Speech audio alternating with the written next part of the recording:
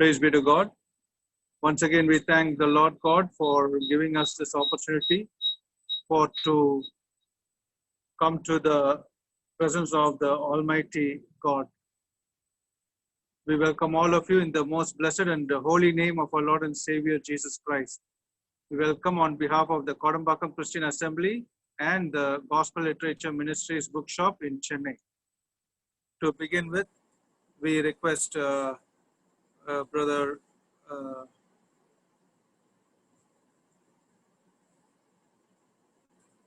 Ebenezer from Kodungayur Christian Assembly in Chennai to start with a word of prayer. Over to Brother Evangelist Ebenezer from Kodungayur Christian Assembly in Chennai.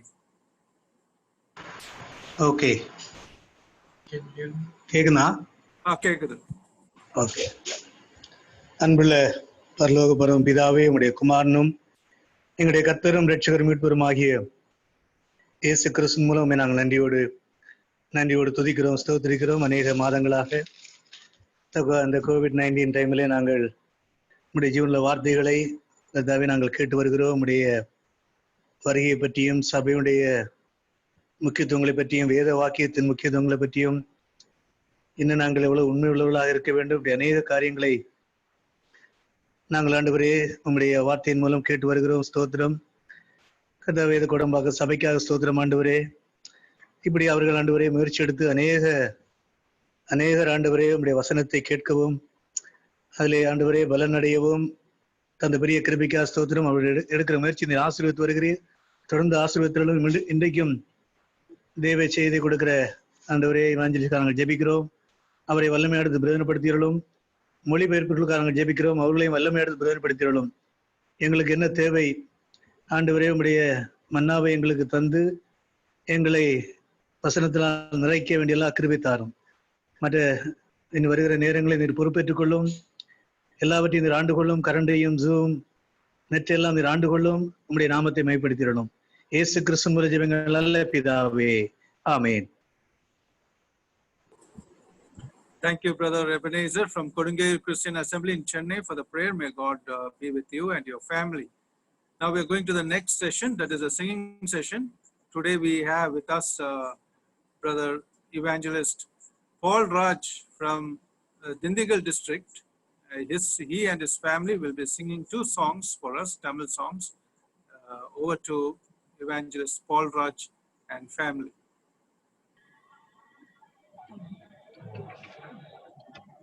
கர்த்தருடைய பரிசுத்த நாமத்துக்கு மகிமை உண்டாவதாக.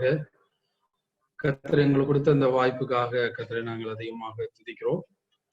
பாடல் புத்தகத்திலே முதலாவது பாடல் 586வது பாடல், என்னை பெயர் சொல்லி அழைத்த தேவா உமை நான் என்றும் நேசிப்பேன் என்கிறதான பாடலை நாம் பாடி ஆண்டவரை மகிமைப்படுத்துவோம்.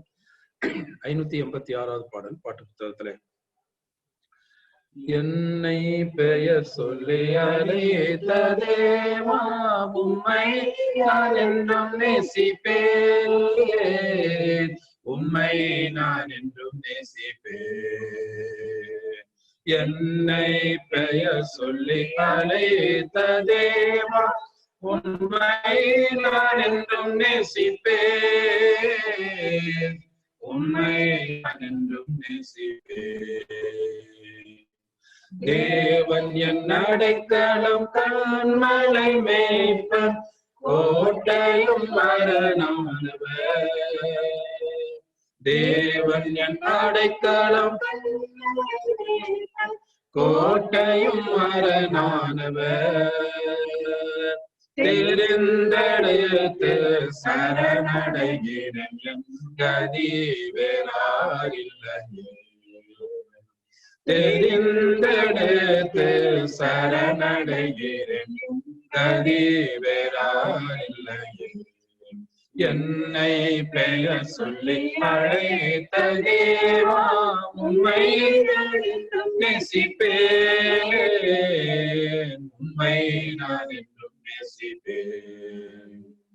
தேவாவும் இரத்தத்தின் விலையை நான் அறிந்தேன், சோதனை சோர்வு வேளையில் தேவாவும் இரத்தத்தின் விலையை நான் அறிந்தேன்.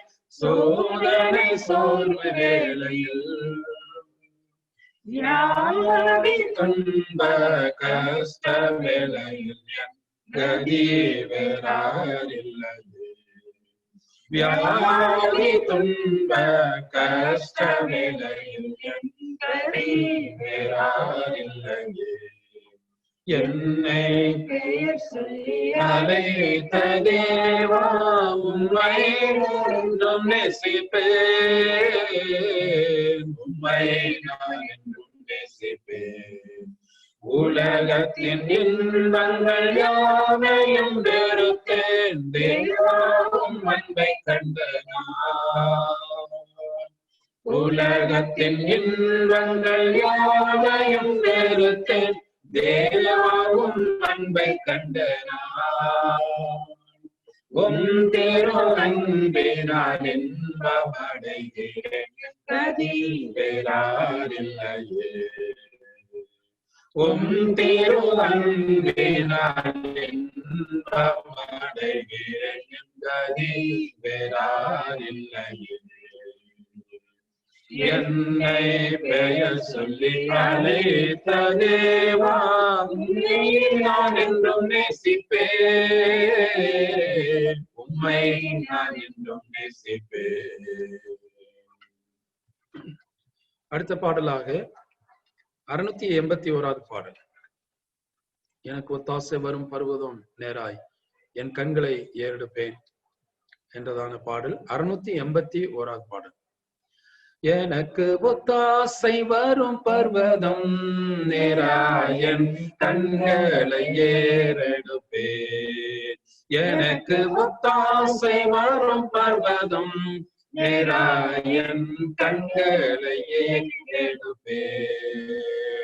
என் காலை தள்ளாட போட்டார். என்னை காக்கும் தேவன் உறங்கார். என் காலை தள்ளாட போட்டார். இஸ்ரவேலை காக்கும் தேவன் ராப்பகல் உறங்காதே. இஸ்ரவேலை காக்கும் தேவன் ராப்பகல் உறங்காதே. எனக்கு ஒத்தாசை நேராயன் கண்களை ஏறெடுப்பேன். பல பக்கத்தில் நிழலவரே வருவாய் காப்பவர் அவரே. பல பக்கத்தில் நிழலவரே. சூரியன் பகலில் சந்திரனில் சேதப்படுத்தாதே. சூரியன் பகலில் சந்திரனில் சேதப்படுத்தாதே. எனக்கு ஒத்தாசை வரும் நேராயன் கண்களை ஏறெடுப்பேன். மாலைகள் பெயர் நகர்ந்திடனோ. நிலை மாறி புவி அகந்திடனோ. மாலைகள் நகர்ந்திடனோ. மாறிடுமோ அவர் கிருபை நாளும் மாறுதல் நினைத்தவரே. மாறிடுமோ அவர் கிருபை நாளும் மாறுதல்.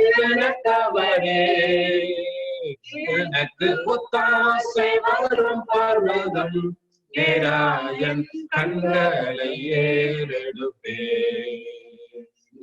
தீங்கும் அணுகாமல் ஆத்துமாவை காக்கும் என் தேவன். தீங்கும் அணுகாமல் புக்கையும் வரத்தையும் பத்திரமாக காப்பாரிட முதலாய். புக்கையும் வரத்தையும் பத்திரமாக காப்பாரிட முதலாய். எனக்கு ஒத்தாசை வரும் நேராயன் கண்களை ஏறெடுப்பே எனக்கு ஒத்தாசை வரும் பர்வதம் நேராயன் கண்களை ஏறெடுப்பே.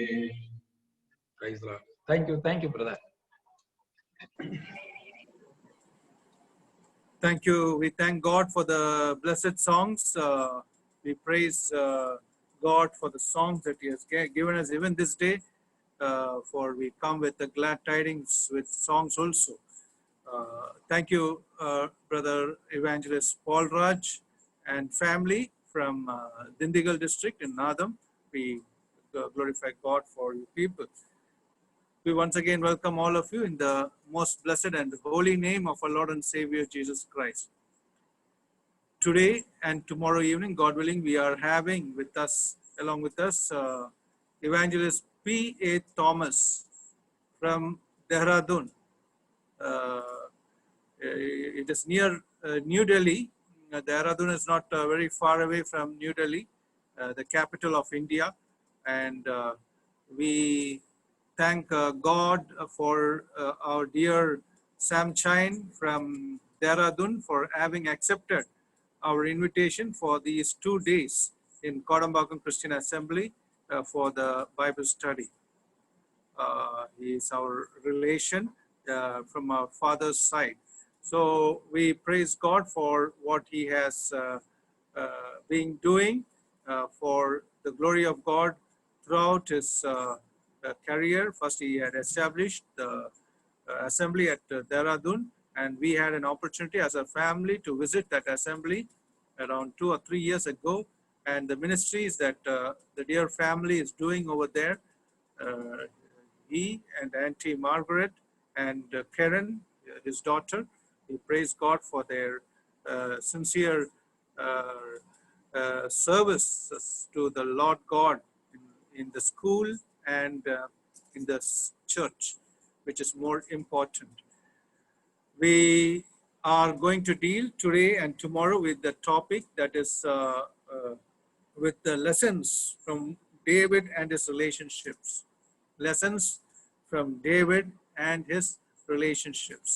That is a topic that we are going to deal with today and tomorrow. So let us prayerfully sit in front of this Bible study and try to understand and not try to find faults, but try to understand and grow and live the Lord in our life. The more we find or judge others, then we will fail to live the Lord in our life. That is something which we have to learn a lot in our Christian walk of life. Anyway, we have to prayerfully sit in front of the Word of God with this Bible study at Kodambakam, so that the Lord will refine us, and we most have listened to the word. So let us prayerfully and in time also. Today we have with us even brother for translation, brother Roland from Ukimpet Christian Assembly in Chennai, and he is the son of a well-known evangelist. A few 1 or 2 weeks, 10 days back, the dear brother was with us on the Bible study. Brother Paul, Evangelist Paul Emmanuel from Tenkasi, and he had Sankaran Koil, and he had taken the study from the kingdom and the Lord's reign and the millennial kingdom. That is what millennial rule, and that is what he had taken. So Roland is a son of the dear servant. So he is also a very dear friend of mine. I thank Roland for having accepted this invitation and come to this Bible study to translate from English to Tamil. May God bless him and his family a lot, and his service that he's doing to his local assembly at Ukimpet Christian Assembly in Chennai. May God be with him. Now we are going into the message time, and for the blessing of the message, we request Brother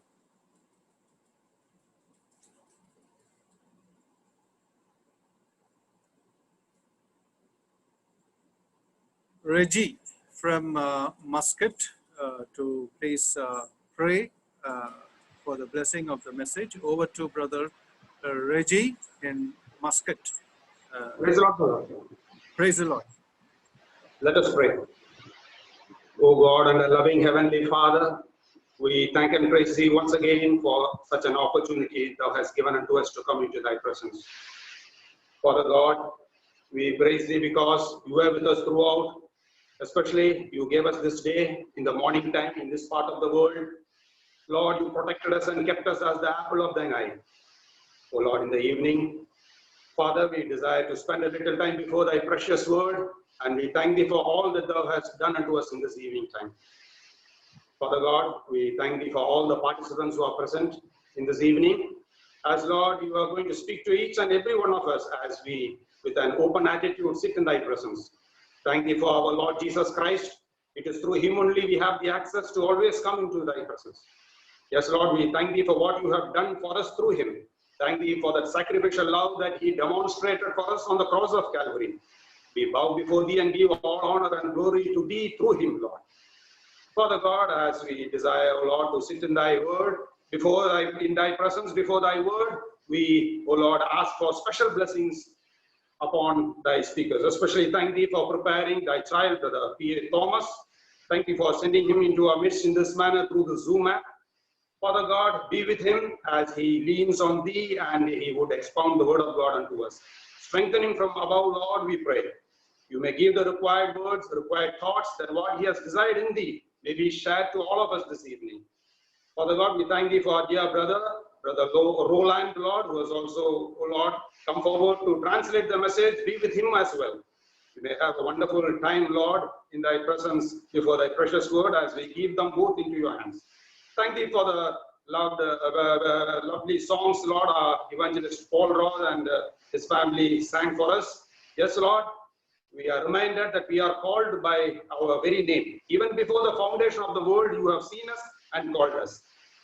Our help cometh from that hill, O Lord, yes. And we look on to that hill, Lord. From whence cometh our help? Yes, Lord, our eyes are always upon Thee, and it is from Thee only that You bestow mercy and help unto us. So, Father, prayerfully, we are now in Thy presence. We ask for Thy blessings right from the beginning till the very end. Zoom application may be controlled from Thee from above, that we may have a seamless time, O Lord, without any hitch. We may be able to hear of Thee through Your children. Thank Thee for hearing our prayer as we humbly place them at Thy feet, in and through the worthy and sweet name of our Lord and Savior, Jesus Christ. Amen. We thank God for the prayer. And we thank God for Reggie and family in Muscat. May God be with him. Now we are going straight into the message. Over to Brother Evangelist P.A. Thomas in Dehradun and Brother Roland in Chennai. A very good evening to all of you in the name of our Lord and Savior Jesus Christ. நம்முடைய கர்த்தரும் இரட்சகருமாகிய இயேசு கிறிஸ்துவின் நாமத்தினாலே கூடியிருக்கிறவங்க அனைவருக்கும் என்னுடைய மாலை வணக்கங்கள். It is a joy and privilege for me to minister the word of God to the saints through Zoom. இந்த Zoom செயலி மூலமாக இருக்கக்கூடிய எல்லா பரிசுத்தவான்களோடும் ஆண்டவருடைய வார்த்தைகளை பகிர்ந்து கொள்வது எனக்கு மிகப்பெரிய சந்தோஷமாக மகிழ்ச்சியாக இருக்கிறது. I want to especially thank the Kodambakkam Christian Assembly for giving me the honor and privilege to share God's word. ஆண்டவருடைய வார்த்தையை பகிர்ந்து கொள்ளும்படியாக எனக்கு கோடம்பாக்கம் சபையார் கொடுத்த இந்த நல்ல வாய்ப்பிற்காக கனத்திற்காக நான் அவர்களுக்கும் என்னுடைய நன்றியை சிறப்பாக தெரிவித்துக் கொள்கிறேன். I want to thank Santosh. He is my nephew actually. His father is my cousin brother for contacting me and giving me the privilege of sharing God's word this evening. சகோதரர் சந்தோஷ் என்னுடைய உறவின் முறையா இருக்கிறவர். ஆகவே அவர் என்னை தொடர்பு கொண்டு எனக்கு இப்படிப்பட்ட வாய்ப்பை அளித்தமைக்காக அவருக்கு என்னுடைய நன்றியை நான் தெரிவித்துக் கொள்கிறேன். Let's get into the word because we have limited time. I want to talk to you, like the title was told to you, lessons from David and his relationships. நேரம் நமக்கு குறைவாக இருக்கிறபடினாலே நாம் நேராக பாடத்திற்கு செல்லலாம். நான் உங்களுக்கு ஏற்கனவே குறிப்பிட்டிருக்கிற தலைப்பை போல தாவீதும் அவனுடைய உறவுகளும் என்கிற அந்த தலைப்பிலான பாடங்களை நாம் இப்பொழுது படிக்கவிருக்கிறோம். And the first relationship I want to talk to you about is David and Goliath. அவருடைய முதல் உறவு என்ற நிலையிலே தாவீதுக்கும் கோலியாத்துக்கும் இருந்த அந்த இடைப்பாட்டை நான் உங்களோடு கூட பேச விரும்புகிறேன். So you turn with me to 1 Samuel chapter 17, a very, very, very familiar portion of God's word. ஆகவே நமக்கு மிகவும் நன்கு பரிச்சயமான 1 சாமுவேல் 17வது அதிகாரத்திற்கு நீங்கள் என்னோடு கூட திருப்பும்படியாக கேட்டுக்கொள்கிறேன். But sometimes what happens is we are so familiar with the story that we don't read them in a new way, and therefore we don't get new lessons from God's word. பொதுவாக தெரிந்த விஷயங்கள் என்கிற அந்த கண்ணோட்டத்திலேயே நாம் வேத பகுதிகளை பார்க்கிறபடினாலே புதிய கண்ணோட்டத்திலே அதை பார்த்து புதிய பாடங்களை நாம் படிப்பதற்கு தவறி விடுகிறோம். And I hope with the Spirit of God, with the help of the Spirit of God, this evening we will learn some precious new lessons from this story. ஆனால் இந்த மாலை வேளையிலே இந்த தேவ ஆவியானவருடைய துணையோடும் அவருடைய சகாயத்தோடும் இந்த குறிப்பிட்ட பகுதியிலிருந்து சில விலையேற பெற்ற பாடங்களை நாம் கற்றுக்கொள்வோம் என்று கர்த்தருக்குள் நம்புகிறேன். Let me quickly tell the story and then we will see 4 principles. நான் வேகமாக சம்பவத்தை உங்களுக்கு சொல்லிவிட்டு அதிலிருந்து கற்றுக்கொள்ளக்கூடிய 4 கொள்கைகளை உங்களிடத்திலே பகிர்ந்து கொள்ள விரும்புகிறேன். The story begins with the army of Israel and the Philistine army facing each other for battle. அந்த சம்பவம் எப்படி துவங்குகிறது என்றால் இஸ்ரவேலினுடைய படையும் பெலிஸ்தீரினுடைய படையும் ஒன்றோடு ஒன்று மோதக்கூடிய அந்த சம்பவத்திலே அந்த நிலையிலே அது தொடங்குகிறது. And the Philistines bring out their champion, a giant of a man called Goliath. பெலிஸ்தர் தங்களுடைய படையிலேயே மிகவும் மிகப்பெரிய மனிதனாக இருக்கக்கூடிய கோலியாத் என்கிற ஒரு பெரிய ராட்சதனை அவர்கள் கொண்டு வந்து இறக்குகிறார்கள். In those days, there was a custom where the armies would bring out their champions and challenge the opposing army to bring in their champion, and there would be a 1-to-1 fight.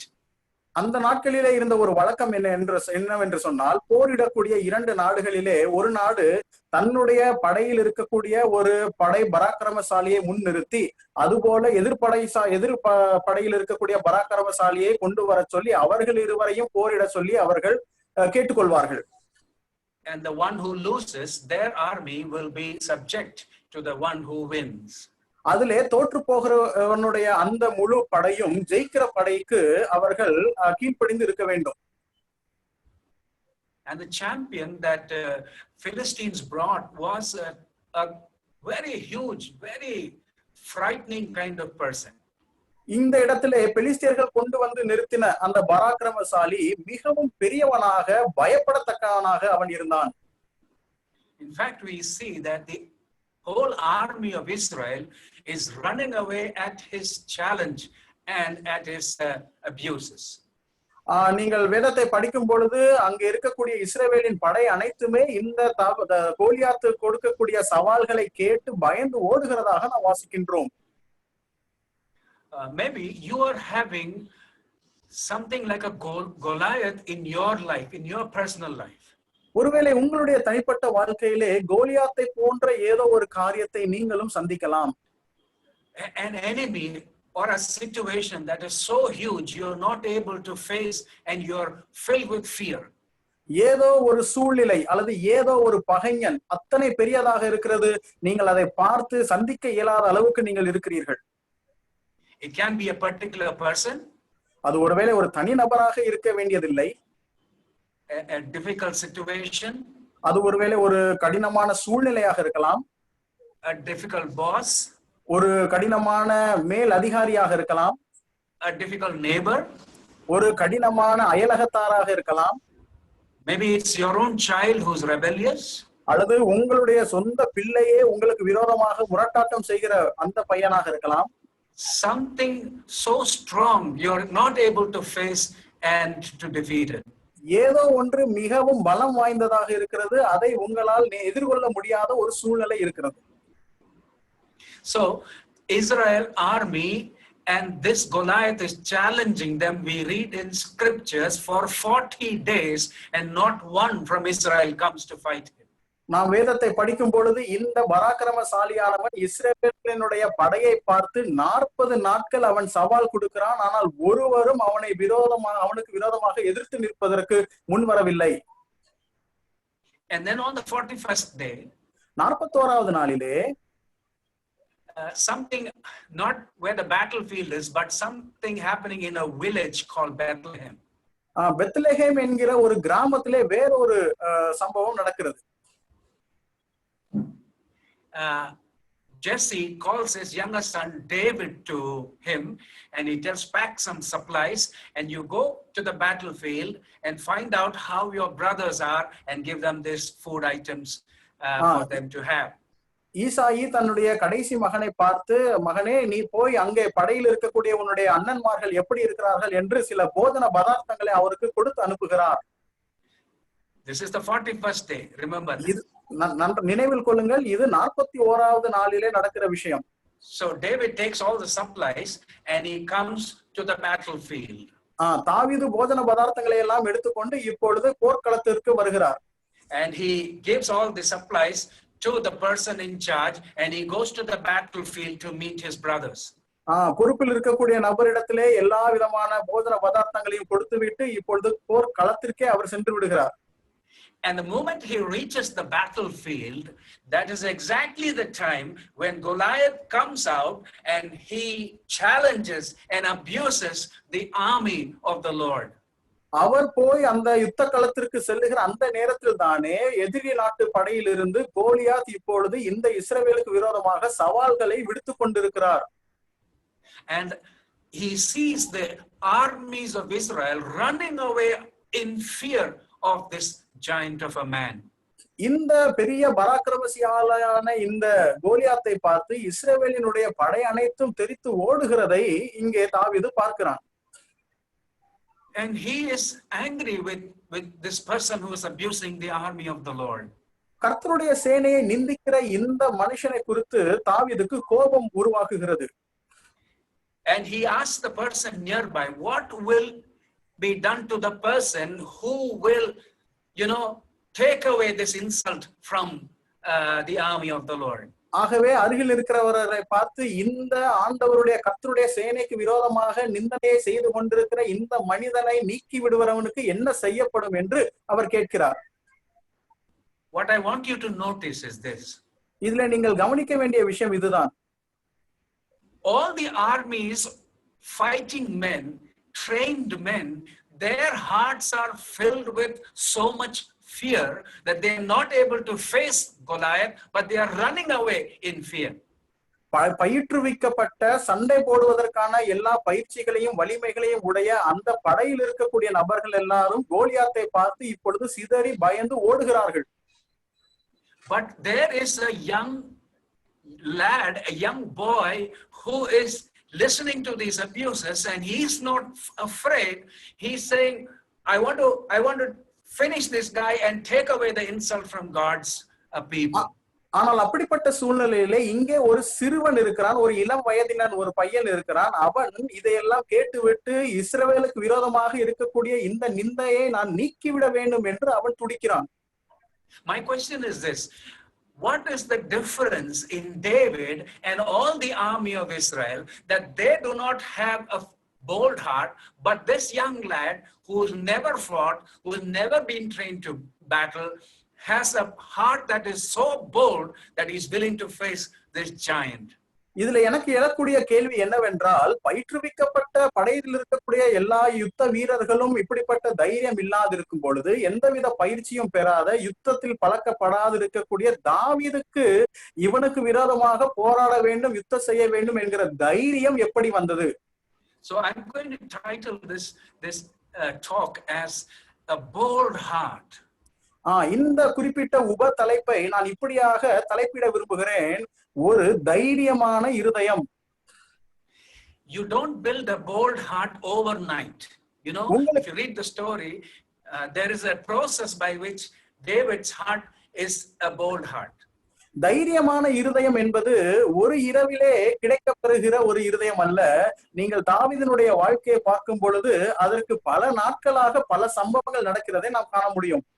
He faced a lot of situations in his life that required boldness, and he shows that boldness and wins victory over those difficult circumstances. And God prepares his heart for facing a challenge like Goliath.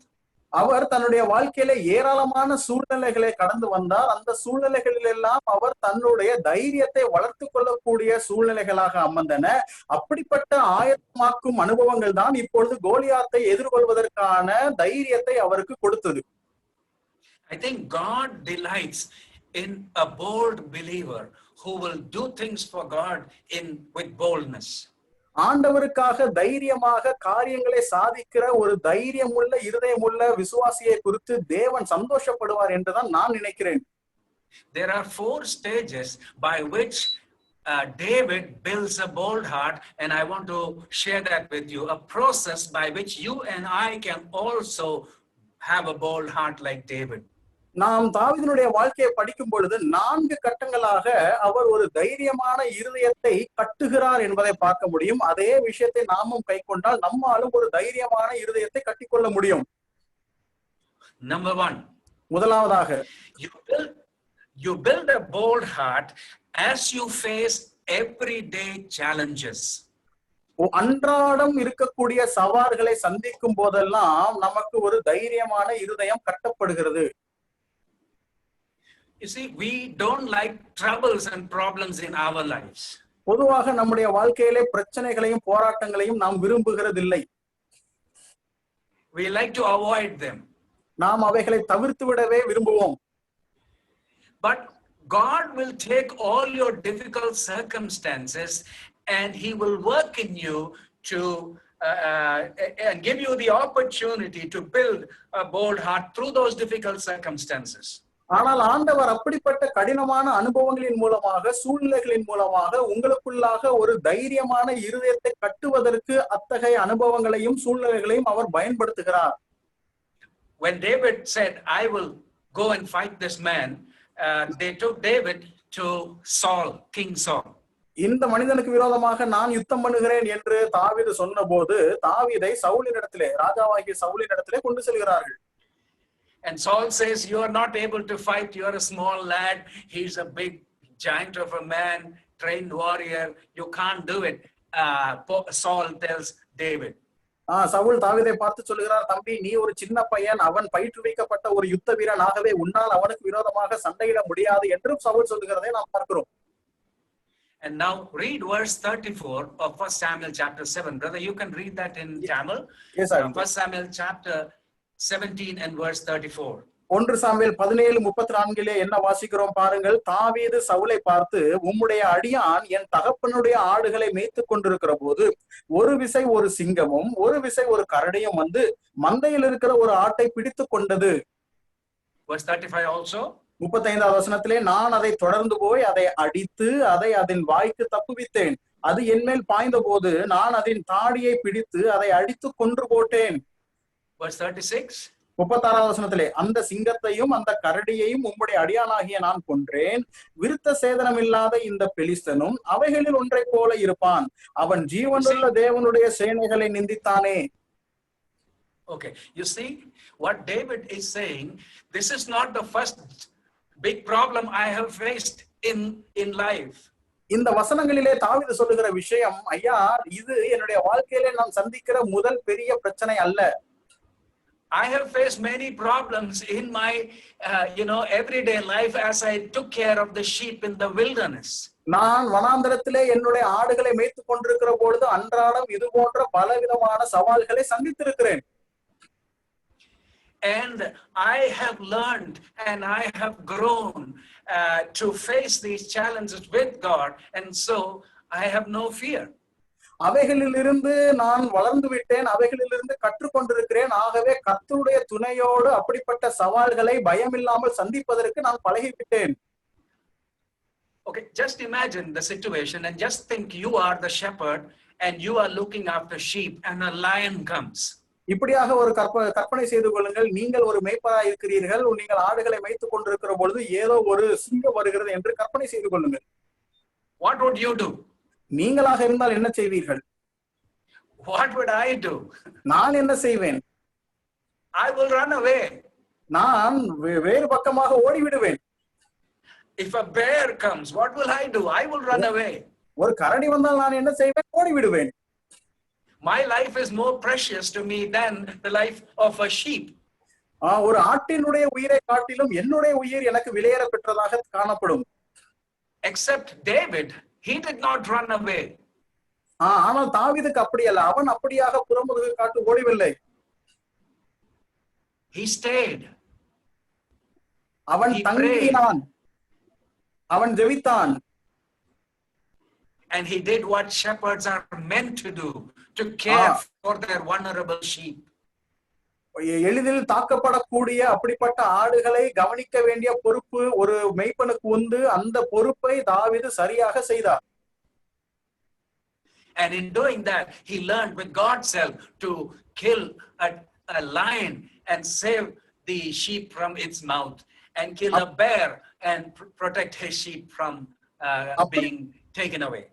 அப்படி செய்கிறதுனாலே ஒரு சிங்கத்தின் வாயிலே மாட்டப்பட்டிருக்கிற அல்லது சிங்கத்தின் பிடியில் இருக்கக்கூடிய ஒரு ஆட்டையும் அதே போல கரடியின் பிடியில் இருக்கக்கூடிய ஒரு ஆட்டையும் காப்பாற்றுவதற்கு அவர் பயிற்றுவிக்கப்பட்டார். And it's interesting, David does not say, I did it with my strength, I did it with my wisdom, I did it with my skill. That's not what he's saying. If you read verse 37, he tells the principle by which he won his daily battles. இப்படிப்பட்ட அன்றாட போராட்டங்களை எல்லாம் தான் தன்னுடைய சுய அறிவினாலே, சுய திறமையினாலே, சுய பலத்தினாலே மேற்கொண்டதாக தாவீது அங்கே குறிப்பிடவில்லை. மாறாக 37வது வசனத்திலே எப்படிப்பட்ட துணையோடு இவைகளை எல்லாம் அவர் சாதித்தார் என்பதை அவர் குறிப்பிடுகிறார். 37வது வசனத்தில் என்ன வாசிக்கிறோம்? பின்னும் தாவீது, என்னை சிங்கத்தின் கைக்கும் கரடியின் கைக்கும் தப்புவித்த கர்த்தர் இந்த பெலிஸ்தனுடைய கைக்கும் தப்புவிப்பார் என்றான். அப்பொழுது சவுல் தாவீதை பார்த்து, போ, கர்த்தர் உன்னுடனே கூட இருப்பாராக என்றான். Okay, so here is David saying that with God's help, I won my secret, battles where nobody was watching, when nobody was looking. I was there all alone with my sheep. But God was with me, and I took hold of God, and I did what God called me to do, and I won victories over my battles. இங்கே தாவீது சொல்லுகிற விஷயம் என்ன? இப்படிப்பட்ட போராட்டங்களை எல்லாம் நான் தனியாக, யாருக்கு முன்பாக அல்ல, தனியாக என்னுடைய அன்றாட காரியங்களிலே நான் சந்தித்தேன். அவைகளை எல்லாம் ஆண்டவருடைய துணையோடு நான் மேற்கொண்டேன் என்பதை அவர் இங்கே குறிப்பிடுகிறார். I don't know what your particular challenges are, especially during this lockdown. இப்படிப்பட்ட லாக்டவுன் நாட்களிலே உங்களுடைய குறிப்பிட்ட தனிப்பட்ட பிரச்சனை என்ன, போராட்டம் என்ன என்பது எனக்கு தெரியாது. Maybe you're struggling to work from home. ஒருவேளை வீட்டிலிருந்து பணிபுரிவதிலே உங்களுக்கு சிரமம் இருக்கலாம். Maybe you're becoming lazy and you're not doing the best you can in what you're called to be doing. அல்லது நீங்கள் எப்படிப்பட்ட வேலையை செய்வதற்காக அழைக்கப்பட்டிருக்கிறீர்களோ அப்படிப்பட்ட வேலையை செய்யக்கூடாமல் உங்களுக்குள்ளே சோம்பல் கொஞ்சம் அதிகமாக இருக்கலாம். Maybe you lost your job. Maybe ஒருவேளை உங்களுடைய வேலையை நீங்கள் இழந்திருந்திருக்கலாம். And maybe you're a mother with young children, and now they are 24/7 with you, and you have to handle them. You have to take care of the house, and you're frustrated. You are upset with the situation. ஒருவேளை இங்கே பார்த்து கொண்டிருக்கிற சகோதரிகளிலே பிள்ளைகளை உடையவர்கள், இப்பொழுது பிள்ளைகள் வீட்டில் இருப்பதனாலே அவர்களை பார்த்துக் கொள்வதிலேயும் மற்றும் பல வேலைகளிலும் ஈடுபட்டிருப்பதனாலே நீங்கள் அதிக சோர்வுற்று அதிகமான மன அழுத்தத்திற்குள்ளாக இருக்கலாம். Maybe you're facing financial challenges. ஒருவேளை உங்களுக்கு பொருளாதார சவால்கள் இருக்கக்கூடும். Maybe you're elderly and you are vulnerable. ஒருவேளை நீங்கள் வயோதிபராக இருந்து எளிதில் நோய்வாய்ப்படக்கூடியவராக நீங்கள் இருக்கலாம். Maybe you are lonely. Maybe you are single. ஒருவேளை நீங்கள் தனிமையில் இருக்கலாம், நீங்கள் தனி நபராக வீட்டிலும் இருக்கலாம். Don't despair. ஆனால் நம்பிக்கை இழந்து விடாதீர்கள். Because God is with you. You are not alone. தேவன் உங்களுடனே இருக்கிறார், நீங்கள் தனியே இல்லை. God who rescued the lion, David from the lion and the bear, he will rescue from your particular situation and challenge and struggle. சிங்கத்திலிருந்தும் கரடியிலிருந்தும் தாவீதை விடுவித்த ஆண்டவர் உங்களை உங்களுடைய சூழ்நிலைகளிலிருந்து விடுவிக்க வல்லவராய் இருக்கிறார். You see, everyday trial is a means to make you and me more like the Lord Jesus Christ. நன்றாக கவனியுங்கள், அன்றாடம் நீங்கள் சந்திக்கின்ற ஒவ்வொரு பாடுகளும் பிரச்சனைகளும் தான் ஒவ்வொரு நாளும் உங்களை ஆண்டவராகிய இயேசு கிறிஸ்துவுக்கு ஒப்பாக மறுரூபமாக்கக்கூடிய வழிகள். It will be good if you name your problem, name your challenge, name the giant that you are facing in your life. Name it. You tell it out to the Lord in prayer. உங்களுடைய ஜெப நேரத்திலே ஆண்டவருடைய சமூகத்திலே நீங்கள் சந்திக்கிற அந்த குறிப்பிட்ட பிரச்சனையை, அந்த குறிப்பிட்ட சவாலை, அந்த குறிப்பிட்ட யுத்த வீரனை, பராக்கிரமசாலியை, கோலியாத்தை நீங்கள் உங்களுடைய ஜெபத்திலே பெயர் சொல்லி ஆண்டவரிடத்திலே ஒப்புக்கொடுங்கள். You tell God, I am not able to overcome this. This is more powerful than me. I want you. I want your help. I want your grace to overcome this. நீங்கள் ஆண்டவரிடத்திலே, ஆண்டவரே, என்னால் இதை ஏற்கொள்ள முடியவில்லை, என்னால் இதை ஜெயிக்க முடியவில்லை, இதை மேற்கொள்வதற்கு உம்முடைய கிருபை தேவை, உம்முடைய வல்லமை தேவை என்று ஆண்டவரிடத்திலே சொல்லுங்கள். But let me tell you, dearly beloved, if you are not winning your personal battles every day with God's help, you can never have a bold heart. பிரியமானவர்களே, நான் உங்களிடத்திலே ஒரு விஷயத்தை அழுத்தமாக சொல்லட்டும். அன்றாடம் நீங்கள் சந்திக்கின்ற உங்களுடைய வாழ்க்கை சவால்களை நீங்கள் சரியாக சந்தித்து அதை மேற்கொள்ளாவிட்டால் உங்களால் தைரியமான ஒரு இருதயத்தை கட்ட முடியாது. You cannot be used by God for his glory. ஆண்டவராலே அவருடைய நாம மகிமைக்காக உங்களை பயன்படுத்த முடியாது. So I want you to, in all your struggles, to seek God's help and win your victories. And then I tell you, when a challenge like Goliath comes, you will be ready and you will win the battle and bring glory to God. ஆகவே உங்களுடைய அன்றாட அனுதின போராட்டங்களை தேவ பலத்தினாலே நீங்கள் சார்ந்து அதை அதிலே வெற்றி கொள்ள பழகுங்கள். அப்படி நீங்கள் பழகினால் தான் ஏதோ ஒரு கட்டத்திலே கோலியாத் போன்ற ஒரு பெரிய விஷயம் வரும் பொழுது நீங்கள் தைரியமாக அதை சந்தித்து அதிலே நீங்கள் வெற்றி பெற முடியும். The second thing, இரண்டாவது காரியம், you build a bold heart when you face criticism and opposition and win victory over them.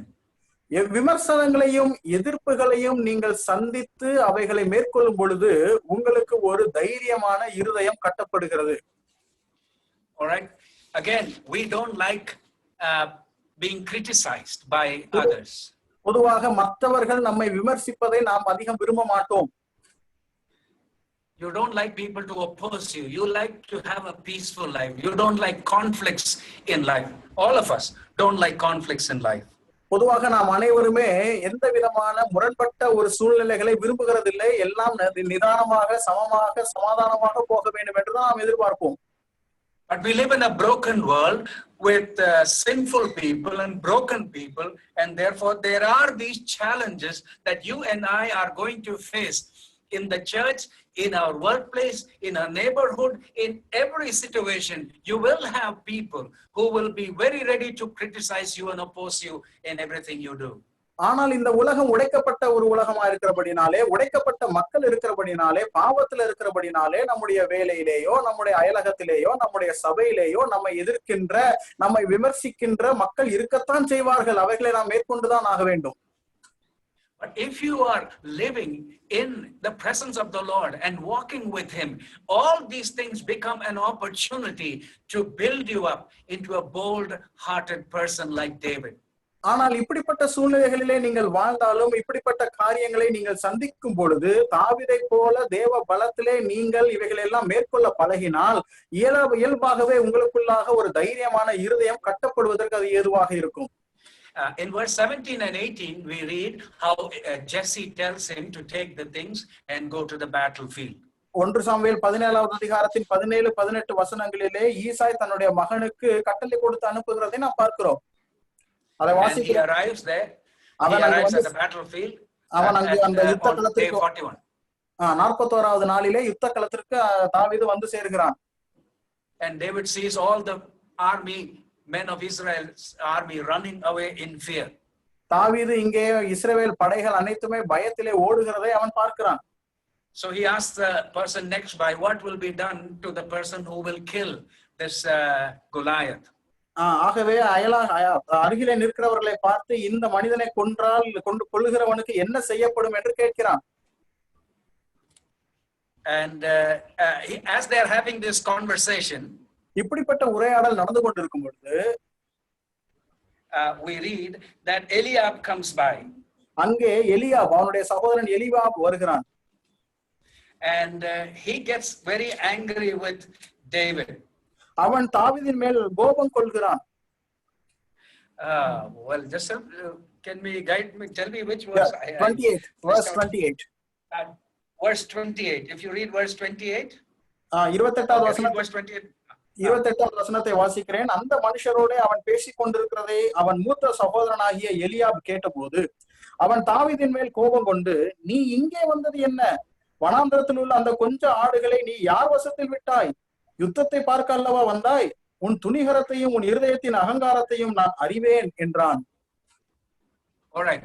Here is Eliab criticizing and telling all kinds of bad things about David. இங்கே எலியாப் தன்னுடைய சகோதரனாகிய தாவீதை விமர்சித்து அவனை குறித்து தவறான விஷயங்களை அவன் சொல்லுகிறதை நாம் பார்க்கிறோம். We're going to see whether they are right or wrong, and how David dealt with that we will see. சொல்லப்பட்ட விமர்சனங்கள் சரியானவைதான் என்பதை நாம் முதலாவதாக அலசி பார்த்து அதை எப்படி தாவீது கையாளுகிறார் என்பதை நாம் பார்க்க போகிறோம். But let me tell you about people who criticize and oppose, everybody they are not happy with. தாங்கள் விரும்பாத மக்களை குறித்து விமர்சிக்கின்ற, அவர்களுக்கு எதிராக பேசுகின்ற அந்த மக்களை குறித்து நான் சில விஷயங்களை உங்களிடத்திலே சொல்லுகிறேன். Let's take Eliab for example. ஒரு உதாரணத்துக்கு எலியாபவே எடுத்துக்கொள்வோமே. Why is he criticizing his brother? Why is he so upset and angry with his brother David? Eliab ஏன் தாவீதை விமர்சிக்கிறார்? அவர் மீது அவருக்கு ஏன் இவ்வளவு கோபம்? 40 days he was afraid. 40 நாட்கள் he was afraid. 40 நாட்கள் எலியாப் பயந்து இருந்தான். He didn't have any problem with that because everybody else with him were also afraid. அவனுக்கு அதுல எந்தவித பிரச்சனையும் இல்லை. அவனோடு இருந்த அனைவருமே அவனை போலவே பயந்திருந்தார்கள். So you are afraid, I am afraid, no problem. We are all afraid. We are in a fearful fellowship. ஆகவே நீங்களும் பயந்திருக்கிறீர்கள், நானும் பயந்திருக்கிறேன். ஆகவே நமக்கு பிரச்சனை இல்லை. நாம் அனைவருமே இந்த பயத்தின் ஐக்கியத்திலே இருக்கிறோம். But on 41st day, his younger brother, a teenager, who has never been to battle, he is presenting a bold heart, and in the face of that bold heart, his fearful heart is magnified. ஆனால் 41வது நாளிலே எந்தவித பயிற்சியும் பெறாத, வாழ்க்கையிலே யுத்தத்தை கண்டிராத அவனுடைய சகோதரன் இப்பொழுது தைரியமாக வந்து பேசுகிறான். அவனுடைய தைரியமான இருதயம் வெளிப்படும் பொழுது எலியாவினுடைய பயந்த இருதயம் இப்பொழுது வெளியே பெரிதாக தெரிகிறது. So he is insecure. ஆகவே இப்பொழுது அவன் பயமுள்ளவனாக, பாதுகாப்பற்றவனாக உணர்கிறான். He feels himself as inferior. இப்பொழுது தாழ்வு மனப்பான்மை உள்ளவனாக மாறிவிடுகிறான். So he has to cover that up, and to cover that up he gets angry and he's saying all these bad things about his younger brother David. ஆகவே இப்படிப்பட்ட தவறான உணர்வுகள் அவனுக்குள்ளே வந்தபடினாலே அவைகளை மூடிக்கொள்வதற்காக தாவீதின் மீது இப்படிப்பட்ட தவறான விஷயங்களை எல்லாம் அவன் குறை கூறுகிறான். Dearly beloved, if you have been facing people criticizing you, whether it's the workplace, whether it is even in the church or in your neighborhood, don't be worried. The problem is not yours. The problem is the person who is in the person who is criticizing and opposing you. பிரியமானவர்களே, உங்களுடைய வீட்டிலோ, உங்களுடைய சபையிலோ, உங்களுடைய அயலகத்தாரிடத்திலோ அல்லது உங்களுடைய வேலை ஸ்தலத்திலோ நீங்கள் விமர்சிக்கிறவர்களை கண்டால் அதை குறித்து நீங்கள் கவலை கொள்ளாதிருங்கள். அவர்கள் அப்படி விமர்சிப்பதுனாலே உங்களிடத்திலே பிரச்சனை இல்லை, அவர்களிடத்திலே பிரச்சனை இருக்கிறபடினாலே தான் அப்படி செய்கிறார்கள். Okay, get that clear in your mind and don't be worried about people who criticize you. ஆகவே இதை குறித்து உங்களுடைய மனதிலே தெளிவு கொள்ளுங்கள். மக்கள் உங்களை விமர்சிக்கின்றவர்களை குறித்து நீங்கள் கவலை கொள்ளாதிருங்கள். Now let us look at the criticism itself. You know, Abraham Lincoln said this. இப்பொழுது அவர் வைக்கின்ற விமர்சனங்களே பார்ப்போம். ஆபிரகாம் லிங்கன் இப்படிப்பட்ட ஒரு கூற்றை சொன்னார். He said, if somebody criticizes you, you listen to them and see if what they are saying is correct. If it is correct, you correct yourself. But if it is wrong, you don't dwell on it, you move on. Abraham Lincoln இப்படி சொன்னார், உங்களுக்கு விரோதமாக யாராகிலும் ஏதாகிலும் விமர்சனங்களை வைத்தால் அந்த விமர்சனங்கள் சரிதானா என்று நீங்கள் பரிசோதனை பார்த்து அது சரி என்று சொன்னால் உங்களை அதற்கேற்றவாறு நீங்கள் மாற்றிக்கொள்ளுங்கள். அவைகள் தவறு என்று நீங்கள் உணர்வீர்கள் என்றால் நீங்கள் முன்னேறி சொல்லுங்கள், அவைகளை விட்டு விடுங்கள். Okay, so in verse 28 there are actually 3 criticisms. 28வது வசனத்திலே 3 விமர்சனங்கள் முன்வைக்கப்படுகின்றன. Number 1 is Eliab, David's older brother, is saying, why have you come down, and with whom did you leave those few sheep in the wilderness? இங்க வைக்கப்படுற விமர்சனங்களை பாருங்கள். நீ இங்கே வந்தது என்ன? வனாந்தரத்தில் உள்ள அந்த கொஞ்ச ஆடுகளை நீ யார் வசத்தில் விட்டாய்? First, he's belittling him, saying that you have just a few flock that you are taking care of. Why did you leave that and come here? முதலாவதாக அவரை கொஞ்சம் கொச்சைப்படுத்துகிறார். எப்படி சொல்லுகிறார்? நீ அந்த கொஞ்ச ஆடுகள் என்று சொல்லி அவரை மட்டுப்படுத்துகிறார். And secondly, the criticism is that you are an irresponsible person. இரண்டாவதாக வைக்கப்படுகிற விமர்சனம், நீ பொறுப்பற்றவனாக இருக்கிறாய். You left those sheep and you came here to see the battle. நீ அந்த கொஞ்ச ஆடுகளை எங்கே விட்டு இப்பொழுது யுத்தத்தை பார்க்க வந்தாய் என்று கேட்கிறார். Now, is that criticism correct? இந்த விமர்சனம் சரியானதா? Read verse 20. 20வது வசனத்தை பாருங்கள். 20வது வசனம், தாவீது அதிகாலையில் எழுந்து ஆடுகளை காவலாளி வசமாய் விட்டு ஈசாய் தனக்கு கற்பித்தபடியே எடுத்துக்கொண்டு போய் ரதங்கள் இருக்கிற இடத்திலே வந்தான். சேனைகள் அணிவகுத்து நின்று யுத்தத்தியா. Okay, the question is, was he irresponsible? இப்பொழுது கேள்வி என்ன? அவர் பொறுப்பற்றவராக இருந்தாரா? No, இல்லை. He was a responsible young lad. He left the sheep with a shepherd. அவர் பொறுப்புள்ள இளைஞனாக இருந்தார். அந்த ஆடுகளை காவலாளி வசமாய் விட்டு தான் வந்தார். He didn't just leave them in the wilderness and come here. He was a responsible young man. அவர் ஏனோ தானோ என்று ஆடுகளை வனாந்தரத்திலே அப்படியே விட்டு வரவில்லை. மாறாக பொறுப்பாக காவலாளியினிடத்திலே விட்டு வந்த ஒரு பொறுப்புள்ள இளைஞனாகவே அவர் இருந்தார். So first criticism is wrong. ஆகவே வைக்கப்பட்ட முதல் விமர்சனமே தவறு. Okay, look at his second criticism. இரண்டாவது விமர்சனத்தை பாருங்கள். He says, I know how conceited you are and how wicked your heart is. உன் துணிகரத்தையும் உன் இருதயத்தின் அகங்காரத்தையும் நான் அறிவேன். Now, you tell me, who knows anything about my heart? நீங்கள் இப்பொழுது ஒரு விஷயத்தை சொல்லுங்கள், என் இருதயத்தை குறித்து யாருக்கு தான் என்ன தெரியும்? In fact, some of the things that are going on in my heart, even I don't know, because I am so desperately wicked. My heart is so desperately wicked. இன்னும் குறிப்பாக சொல்ல போனால் என்னுடைய இருதயத்திலே ஓடிக்கொண்டிருக்கிற சிந்தனைகள் எனக்கே தெரியாது. என்னுடைய இருதயம் அத்தனையாய் அது கெட்டதாக இருக்கிறது. There is only one person who can truly make a judgment about your heart and my heart, and that is God. உங்களுடைய இருதயத்தை குறித்தும் என்னுடைய குறித்தும் ஒரு சரியான அறிவையும் நியாயத்தையும் பெறுகிற உடையவராக இருப்பவர் ஒருவர் மட்டுமே, அவர் தேவன் மட்டுமே. Here Eliab is saying your heart is deceitful, your heart is wicked heart. He is telling about David's heart. இங்க எலியாப் சொல்லுகிறார், உன்னுடைய இருதயம் துணிகரம் உள்ளதா இருக்கிறது, உன்னுடைய இருதயம் அகங்காரம் உள்ளதா இருக்கிறது என்று அவர் சொல்லுகிறார்.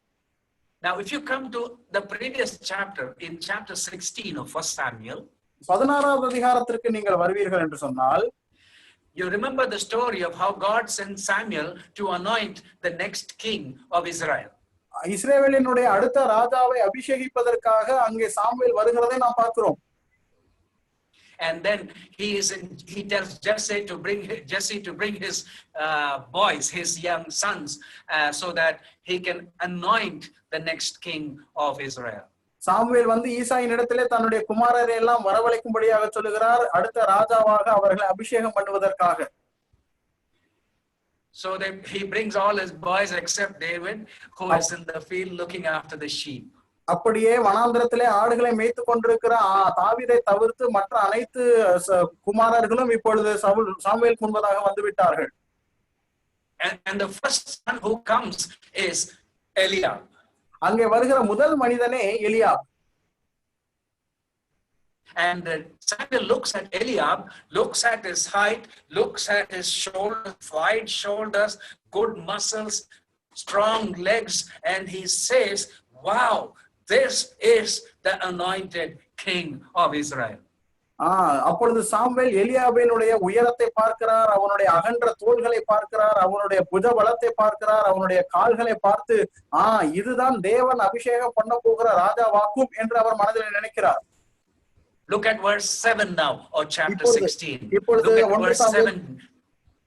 1 சாமுவேல் 16வது அதிகாரத்தின் 7வது வசனத்தை இப்பொழுது பாருங்கள். கர்த்தர் சாமுவேலை நோக்கி, நீ இவனுடைய முகத்தையும் இவனுடைய சரீர வளர்ச்சியையும் பார்க்க வேண்டாம், நான் இவனை புறக்கணித்தேன், மனுஷன் பார்க்கிறபடி நான் பாரேன், மனுஷன் முகத்தை பார்ப்பான், கர்த்தரோ இருதயத்தை பார்க்கிறார் என்றார். See, God gives a principle. Man can only look at certain external things and make some judgments, but God looks at the heart and he knows the intentions of every heart. ஆண்டவர் இங்கே ஒரு கொள்கையை இங்கே வகுத்து வைக்கிறார். என்ன வைக்கிறார்? மனிதன் வெளிப்புற செயல்களை மாத்திரம் பார்த்து அவன் ஒரு காரியத்தை நிதானிக்க முடியும், ஆனால் கர்த்தரோ இருதயத்தை நன்றாக நிதானித்து ஆராய்ந்து பார்த்து அவர் காரியங்களை தீர்மானிக்கிறார்.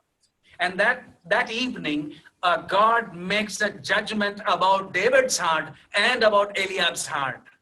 அந்த குறிப்பிட்ட நேரத்தில் தானே ஆண்டவர் எலியாபினுடைய இருதயத்தை குறித்தும் தாவீதினுடைய இருதயத்தை குறித்தும் தம்முடைய கண்ணோட்டத்தை அவர் தெரியப்படுத்துகிறார்.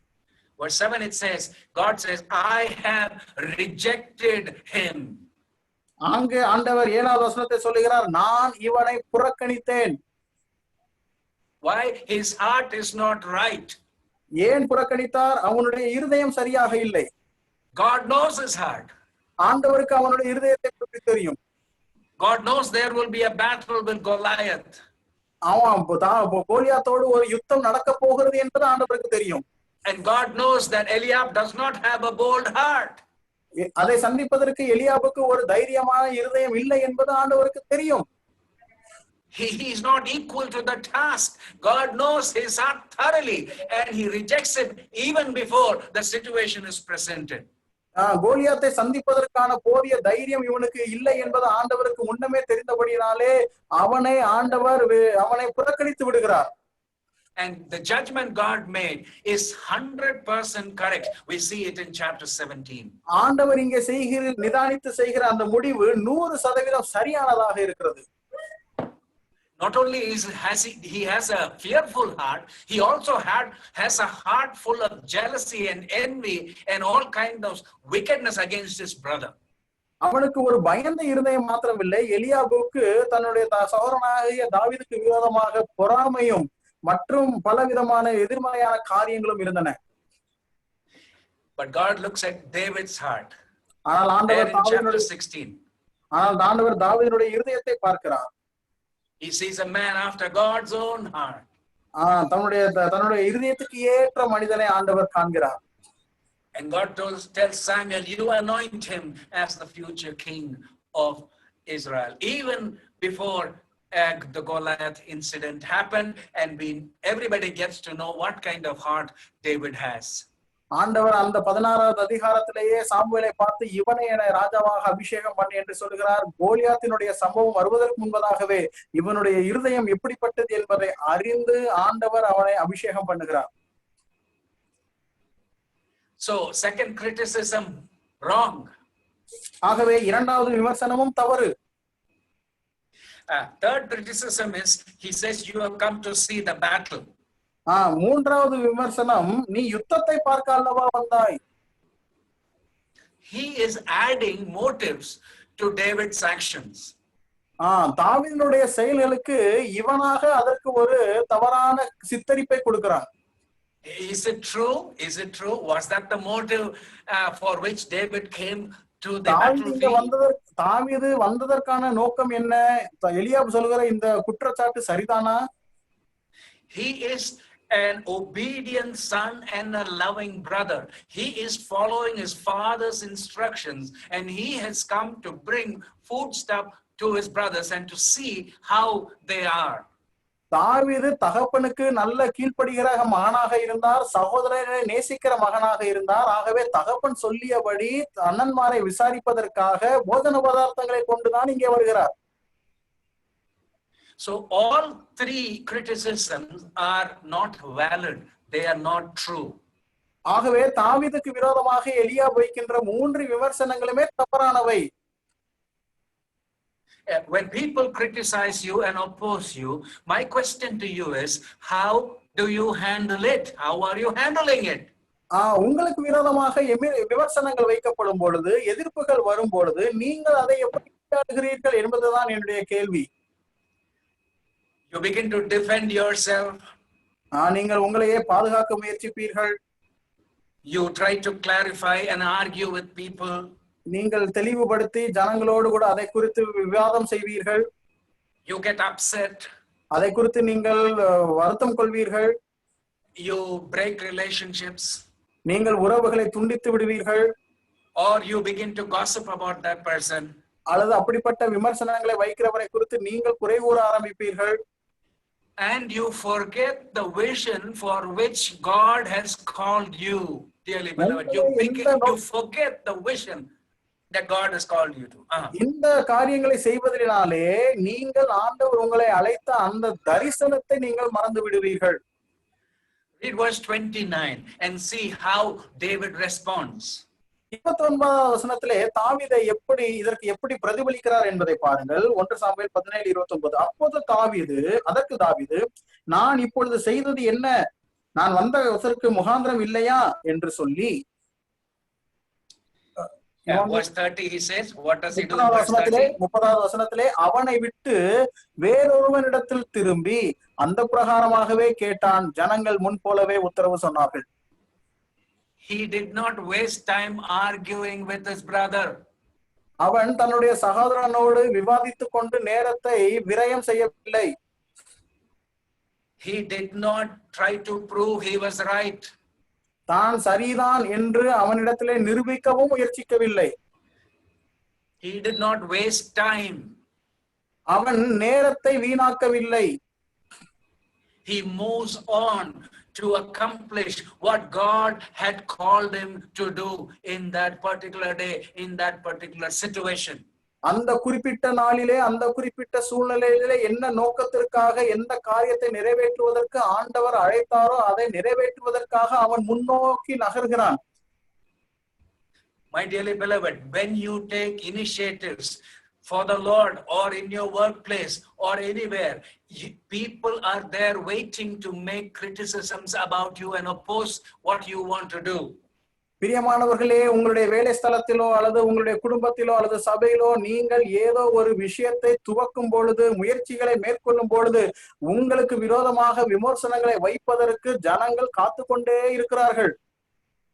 They do it so that they can hold you back from doing what God has called you to do. ஆண்டவர் உங்களை எந்த காரியத்தை செய்வதற்காக அழைத்தாரோ அதை நிறைவேற்ற முடியாமல் உங்களை தடுப்பதற்கு அவர்கள் அப்படி செய்வார்கள். You will face criticism. You will face oppositions in your life.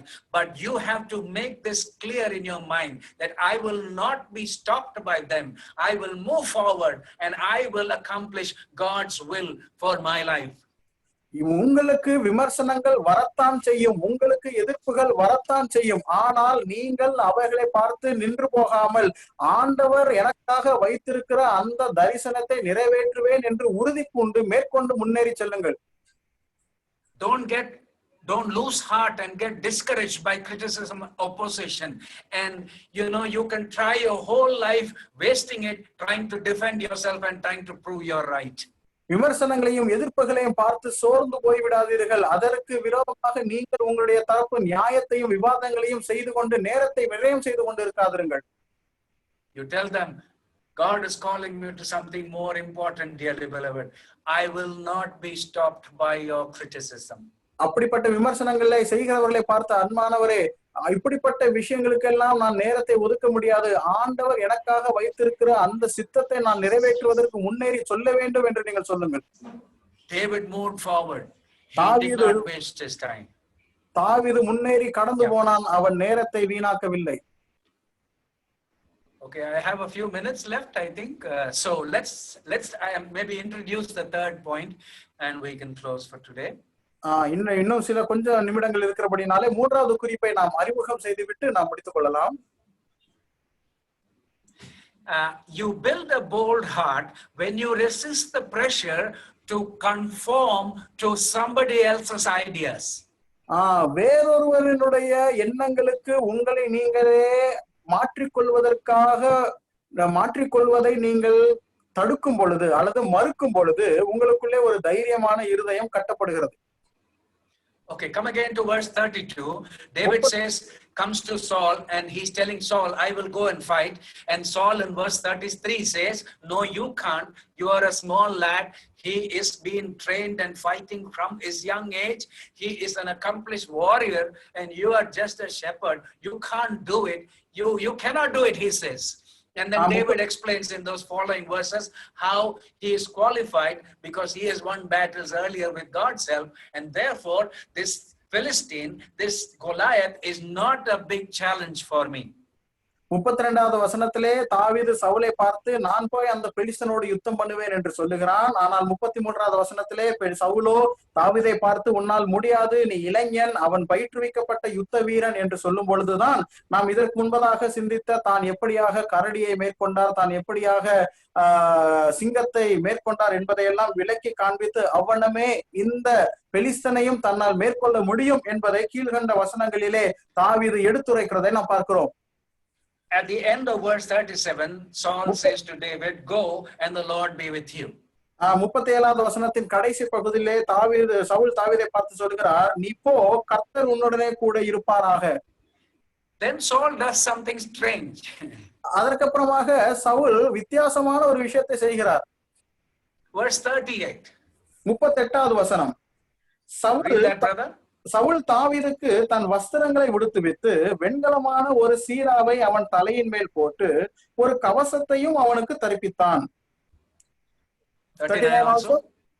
அவனுடைய பட்டயத்தை தாவீது தன் வஸ்திரங்களின் மேல் கட்டி கொண்டு அதிலே அவனுக்கு பழக்கமில்லாததினால் நடந்து பார்த்தான். அப்பொழுது தாவீது சவுலை நோக்கி, நான் இவைகளை போட்டு கொண்டு போகக்கூடாது, இந்த அப்பியாசம் எனக்கு இல்லை என்று சொல்லி அவைகளை களைந்து போட்டான். You see, what is Saul doing here? இங்கே சவுல் என்ன செய்கிறார் என்பதை பாருங்கள். He's putting on his armor on David, his dress and his sword and everything he's giving, and he's telling him to go and fight against this giant. Saul தன்னுடைய வஸ்திரங்களையும் தன்னுடைய போராயுதங்களையும் தாவீதுக்கு தரிப்பித்து இந்த வஸ்திரத்தோடும் போராயுதத்தோடும் நீ போய் பெலிஸ்தீனை சந்தி என்று அவனை அனுப்ப முயற்சிக்கிறார். David says, no, I can't do this. I can't go with your clothes on and with your armor on. தாவீது சொல்லுகிறார், ஐயா, உம்முடைய வஸ்திரத்தை போட்டுக்கொண்டு என்னால் போக கூடாது, உம்முடைய யுத்த காரியங்களை போட்டுக்கொண்டு என்னால் போக முடியாது என்று அவர் சொல்லுகிறார். But the irony is this. You tell me, who should have been actually going and fighting Goliath? நீங்கள் இந்த இடத்திலே எனக்கு ஒரு பதிலை சொல்லுங்கள். இந்த இடத்திலே யார்தான் போய் கோலியாத்துக்கு விரோதமாக போரிட்டு இருக்க வேண்டும்? It's on Zoom. If it was direct, I would be asking these questions to you and I would expect an answer from you. But because it is Zoom, let me give you the answer. It is Saul who should have gone and fought against Goliath. நாம் இப்படிப்பட்ட சூழல் இருக்கிறனால உங்களிடத்துல இருந்து பதில் எதிர்பார்க்க முடியவில்லை. ஆனால் நாம் தெரிந்திருக்கிறபடி சவுல் தான் போய் அங்கே கோலியாத்துக்கு விரோதமாக போரிட்டு இருக்க வேண்டும். 2 reasons. 2 காரணங்கள். One, because Saul is the king and he should be leading the battle. ஏனென்றால் சவுல் தான் ராஜாவாக இருக்கிறார், ஆகவே அவர்தான் யுத்தத்தை முன்னின்று நடத்த வேண்டும். But the second reason is more appropriate. He is, chapter 9 verse 2, you read that Saul was taller than everybody in Israel, above the shoulders. இரண்டாவது காரணம், நாம் 1 சாமுவேல் 9வது அதிகாரம் 22வது வசனத்திலே வாசிக்கிறபடி எல்லா ஜனங்களும் சவுலினுடைய தோளுக்கு கீழா இருக்கத்தக்க உயரமுள்ளவனாய் இருந்தான் என்று பார்க்கிறோம். ஆகவே நியாயமாக சவுல் தான் அவனுக்கு விரோதமாக போரிட்டு இருக்க வேண்டும். Isn't that true? It is Saul who should be going and fighting battle, but instead he's giving gifts and rewards to people. You know, he's telling, I'll give you tax-free reward, I will give you gold, I'll even give my daughter in marriage to you if somebody will go and fight this man. He is bribing people to fight for him. Saul தான் நியாயமாக அப்படிப்பட்ட உயரமுள்ள மனுஷனாக இருக்கிறபடியினாலே இந்த கோலியாத்துக்கு விரோதமாக அவர் தான் போய் போரிட்டு இருக்க வேண்டும். ஆனால் அப்படி போரிடுவதற்கு பதிலாக தன்னுடைய வேலையை மற்றவர்கள் செய்வதற்காக ஏராளமான பரிசுகளையும் சலுகைகளையும் அறிவிக்கிறார். வரி வேண்டாம் என்று சொல்லுகிறார், ஏன் மகளை கூட கட்டி தருகிறேன் என்று சொல்லுகிறார். அதாவது தன்னுடைய வேலையை மக்கள் செய்வதற்காக இவர் லஞ்சம் கொடுக்க ஆரம்பிக்கிறார். You know, he is giving his armor and his sword. You know, he is not able to go to the battle.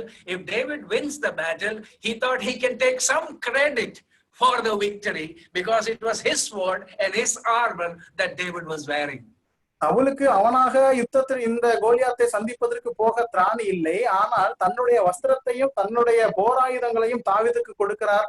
அதற்கு காரணம் இதுவாக இருக்கக்கூடும். அப்படி ஒருவேளை தாவீது ஜெயித்து வந்தால் தன்னுடைய போராயுதங்களின் நிமித்தம் தான் தாவீது ஜெயித்தார் என்று அதிலையும் கூட தனக்கு ஒரு பெயர் வாங்கி கொள்ளலாம் என்று கூட Saul யோசித்திருந்திருக்கலாம். But David understood that Saul will hinder him from the way that God had uniquely prepared him to fight this battle. இந்த குறிப்பிட்ட யுத்தத்தை நடப்பிப்பதற்கு ஆண்டவர் அவருக்கென்று வைத்திருந்த அந்த குறிப்பிட்ட முறையிலிருந்து சவுல் தன்னை மாற்றுகிறான் என்பதை தாவீது நன்றாக புரிந்து கொண்டிருந்தார்.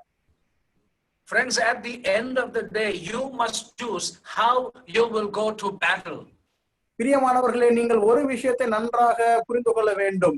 நீங்கள் யுத்தத்தை எப்படி சந்திக்க போகிறீர்கள் என்பதை நீங்கள் தான் தெரிவு செய்ய வேண்டும். It is your battle. அது உங்களுடைய யுத்தம். It is your calling. அது உங்களுடைய அழைப்பு. It is your children. அது உங்களுடைய பிள்ளைகள்.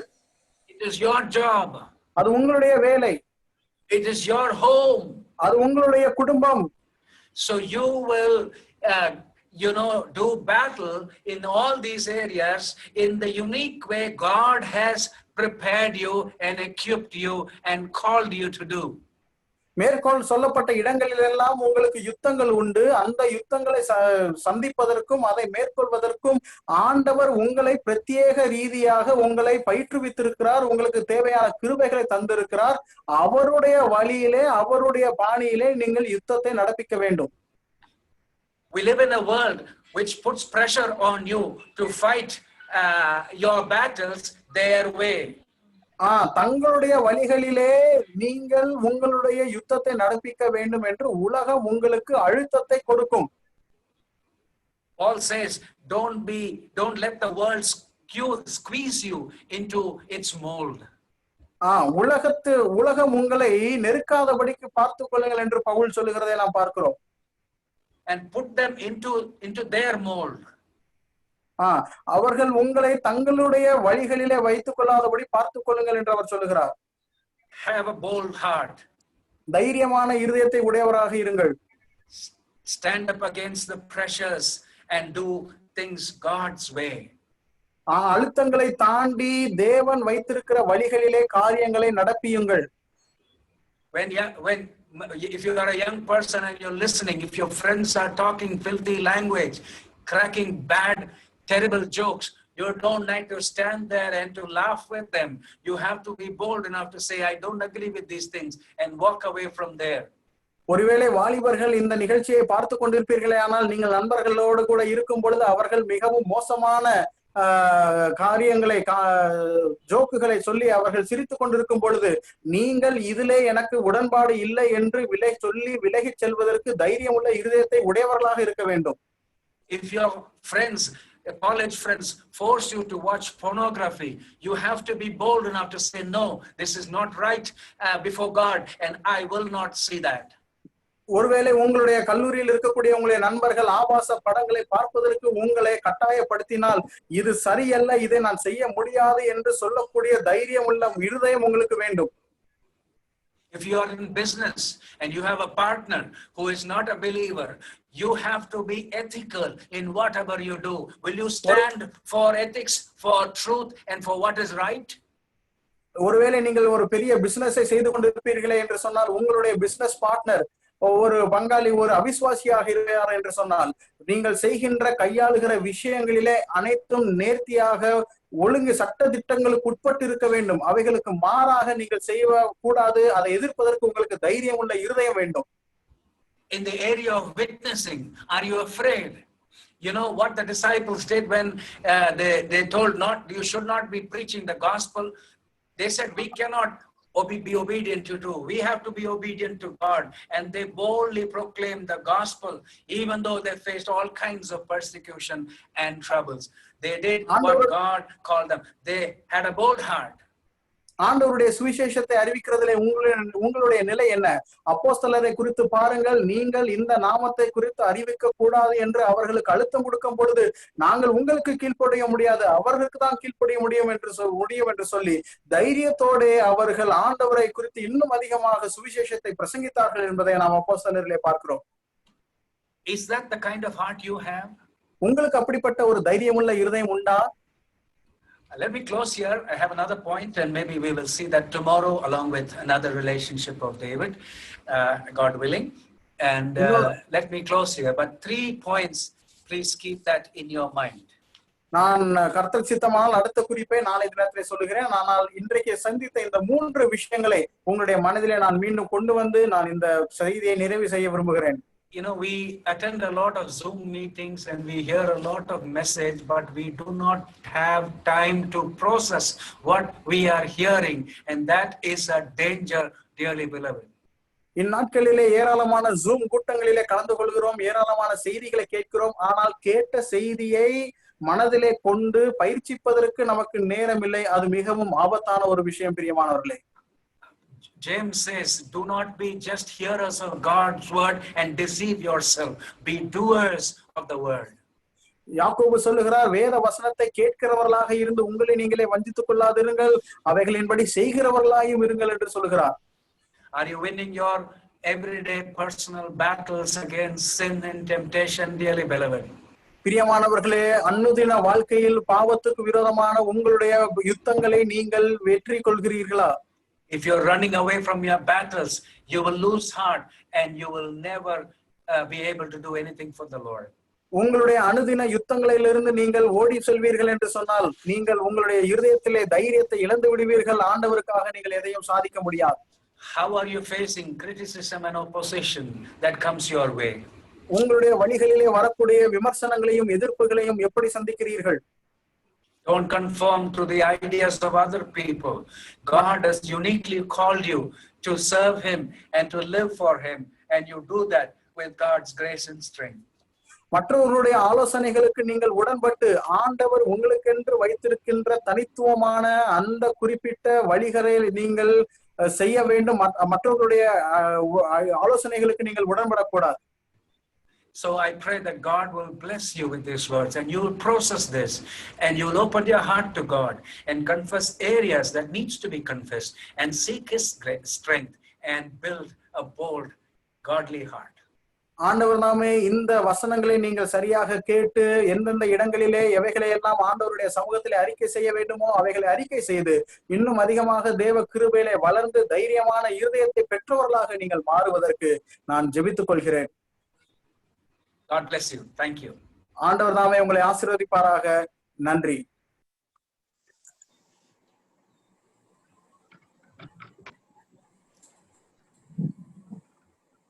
Praise the Lord. We thank for this message that has come to us from the Spirit of God, how important it is to face the daily challenges we face. We have many situations when in the Word of God, in different people, servants of God, how they had faced the challenges. Here we see the main character, David and Goliath, and David is a person, and how he handled situations by the grace of God, and it was not by his strength, but he mentions it by God's eternal strength, and he was able to do many things, kill the lion and the bear and all that, and such things. It is unique, and we see that it has happened in the life of David. How we can, when David can do it, why we cannot do? We have to pray to God, and we have to be bold, and God will rescue us also from daily trials. Definitely, if we are honest, and if we are sincere to God, loyal, and if we are doing the things that what God wants us to do, then definitely God will rescue us from the trials. Then that is the first thing. We face boldly daily challenges. Face the daily challenges boldly. Second is, with a bold heart, we have to face the criticisms and oppositions. That is definitely to happen wherever we are, whether in home, or whether at a church, or whether outside the church, or in the office, or in the school, or wherever it is, college, wherever it is. The opposition, the criticisms will be taking place. So how we handle that is very important. Sometimes we forget by the criticisms. We are bogged down so much that we forget the calling of the Lord. Why God has called us, that itself we forget. And we feel very dejected, and we forget the very reason for God calling our task. Each one of us has a task for God. And let us be loyal.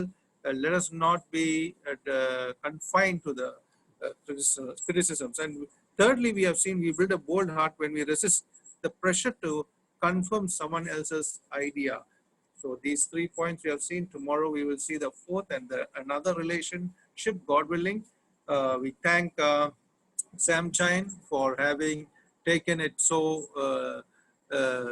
simple and wonderfully, that it is much required these days to understand these things better, so that we would become bolder in our Christian walk of life. We praise God for the message. May the Lord continue to lead the dear servant in the field to preach and teach according to the will of God. Next, we thank Brother Roland from Ukimpet Assembly in Chennai for having translated the message from English to Tamil. We praise God for what he has done. Now, we thank each one of you, every believer, every participant, for having come in and listened to the word of God, so that God's name may be glorified through you, wherever you are. It is refining you, and definitely we are sure you would have got you would have got better thoughts, and more redeemed time and living word and word of life in your life. So we praise God for everything, and we also thank the songs that has been sung.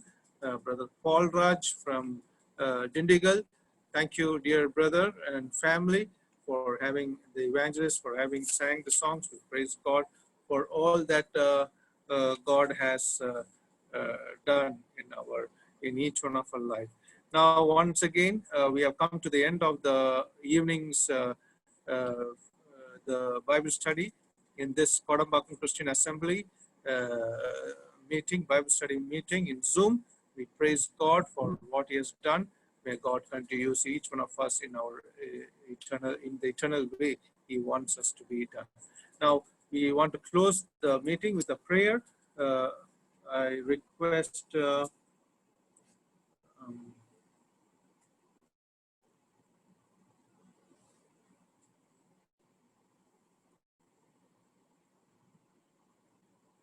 Brother Manohar from Kovilpatti,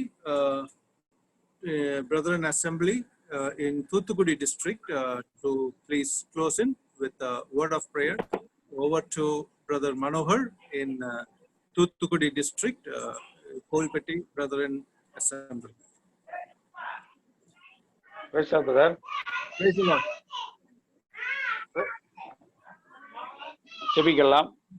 எங்களை கிருபையா நேசிக்கிற நல்ல ஆண்டவரே, இந்த வேலைக்கு நன்றி செலுத்துகிறோம். தர்மையான நாளில் கூட ஆண்டவரே, உங்களுடைய வசனங்களை நாங்கள் கேட்கும்படியாக நீர் எங்களுக்கு பாராட்டின கிருபைகளுக்காக நாங்கள் நன்றி செலுத்தி உண்மை உயர்த்துகிறோம், துதிக்கிறோம். ஆண்டவரே, உங்களுடைய வசனமானது இந்த நாட்களே எங்களுக்கு இன்னும் அதிகமாய் தேவைப்படக்கூடிய ஒரு நிலையிலே ஆண்டவரை நாங்கள் காணப்படுகிறோம். உங்களுடைய வசனம் தான் எங்களுடைய ஆவிக்குரிய வாழ்க்கையிலும் இந்த உலக பிரகாரமான வாழ்க்கையில் கூட அது எங்களுக்கு போதுமானதாய் ஆண்டவரே, நாங்கள் வெற்றி சிறக்க பண்ணுவதற்கு ஆண்டவருடைய வசனம் எங்களுக்கு போதுமானவராய் இருப்பதற்காக நாங்கள் நன்றி செலுத்துகிறோம்.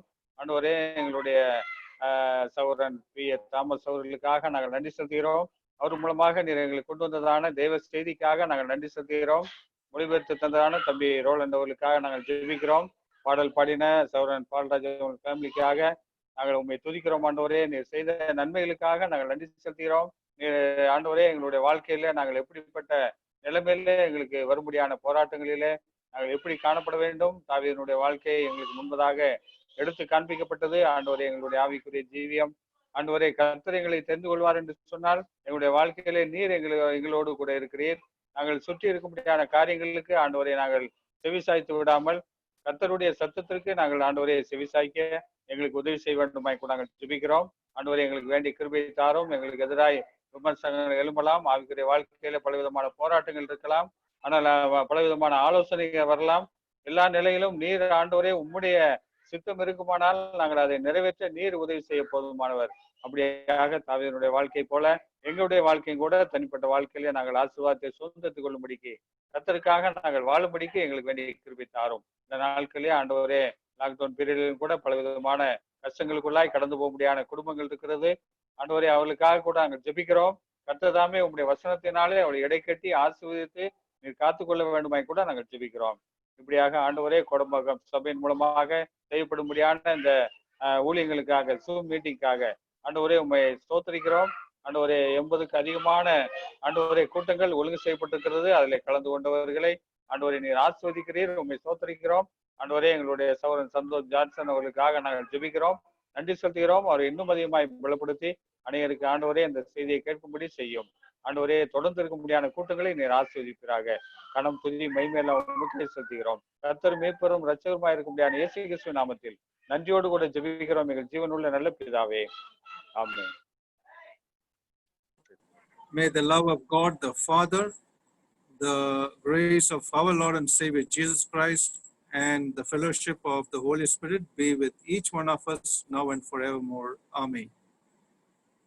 Thank you all once again for joining in. Thank you, Brother Manohar from Kovilpatti for the prayer. May God bless you and your family. And we thank all the dear ones, the preacher, the translator, and the singers. May God be with all of you and every listener. May God help us to do the things according to the will. May the name of the Lord be glorified. God willing, we shall meet tomorrow evening. Till then, God be with each one of us.